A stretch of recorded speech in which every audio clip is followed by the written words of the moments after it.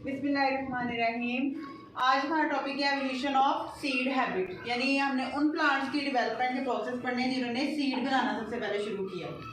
Seed plants को हम spermatophytes भी कहते हैं और ये प्रीडोमिनेंट्स होते हैं ओवर नॉन सीड प्लांट्स। इसका क्या मतलब है कि जो प्लांट सीड बनाते हैं वो ज़्यादा प्रीडोमिनेंट होते हैं उन प्लांट की निस्बत जो सीड नहीं बनाते, यानी वो इन्वायरमेंट में ज़्यादा सर्वाइव करते हैं जो प्लांट सीड बनाते हैं, और जो प्लांट सीड नहीं बनाते वो सर्वाइव नहीं कर सकते।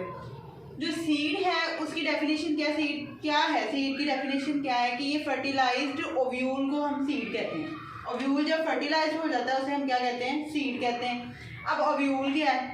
ओव्यूल एक इंटेगुमेंटेड मेगास्पोरेंजियम है। मेगास्पोरेंजियम वो स्ट्रक्चर है जिसके अंदर मेगास्पोर बनते हैं। मेगास्पोर आगे जर्मिनेट करके एग बनाता है, फीमेल गेमेटोफाइट बनाता है। तो मेगास्पोरेंजियम के इर्द गिर्द जब कवरिंग हो जाती है तो हम इसे कहते हैं कि ये इंटेगुमेंटेड हो गया। मेगास्पोरेंजियम के इर्द गिर्द जब कवरिंग हो जाती है इसे हम इंटेगुमेंटेड कहते हैं, और जब कवरिंग के बाद ये स्ट्रक्चर बनता है उसे हम ओव्यूल कह देते हैं। अब इंटेगुमेंट किसे कहते हैं उसकी सेपरेट डेफिनेशन लिखी है, covering over the megasporangium. Megasporangium के इर्द गिर्द जो कवरिंग उसे हम इंटेगुमेंट कह देते हैं। अब एवोल्यूशन ऑफ सीड हैबिट जो है वो अचानक से नहीं हो जाती। सीड अचानक से प्लांट्स में बनना नहीं शुरू हुआ। इसको जब स्टडी किया गया तो पता चला कि ये स्टेप वाइज प्रोसेस है। स्टेप बाय स्टेप जो है वो सीड की डेवलपमेंट शुरू हुई। सबसे पहला स्टेप क्या हुआ कि प्लांट्स ने हेट्रोस्पोरिंग करना शुरू किया, यानी प्लांट्स पहले एक तरह के स्पोर्स बनाते थे, सेम स्पोर्स होते थे, उनके दरमियान जो था डिफरेंस नहीं था मेल और फीमेल स्पोर्स का। ठीक है, सेम स्पोर्स बनाते थे, इसलिए हम उन्हें होमोस्पोरस प्लांट्स कहते थे। फिर ऐसा ऐसा प्लांट ने स्टार्ट किया, प्रोड्यूस किए to kind of spores.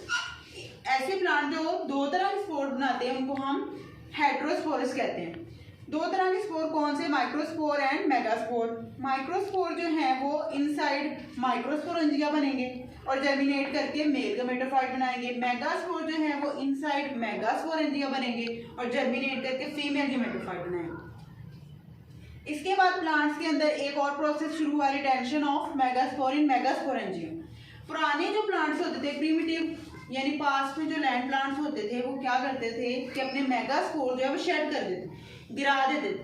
Megasporangium से बाहर आके जमीन पे गिरते थे और जर्मिनेट करते थे, जर्मिनेट करके गेमेटोफाइट बनाते थे। लेकिन फिर प्लांट्स ने क्या शुरू किया, जब एडवांसमेंट आ गई प्लांट्स के अंदर तो उन्होंने क्या शुरू किया कि मेगास्पोर जो है वो रिटेन करने लगे, रखने लगे मेगास्पोरेंजियम के अंदर ही, शेड नहीं करते थे। मेगास्पोर को मेगास्पोरेंजियम के अंदर ही रखना शुरू कर दिया, वहीं पे वो अपनी नरिशमेंट हासिल करते थे और वहीं पे जर्मिनेट हो जाते। जर्मिनेट करके वहीं पे फीमेल गेमेटोफाइट यानी एग बना लेते थे। ठीक है, उसके बाद क्या हुआ कि प्रोटेक्टिव लेयर्स बनना शुरू हुई प्लांट्स के अंदर। मेगास्पोरेंजियम आपने पढ़ लिया कि मेगास्पोरेंजियम के अंदर ही मेगास्पोर है और मेगास्पोर ही एग बना देता है। अब मेगास्पोरेंजियम के इर्द गिर्द कवरिंग बनना शुरू हो गई, प्रोटेक्टिव लेयर्स बनना शुरू हो गई जिन्हें हम इंटेगुमेंट कहते हैं।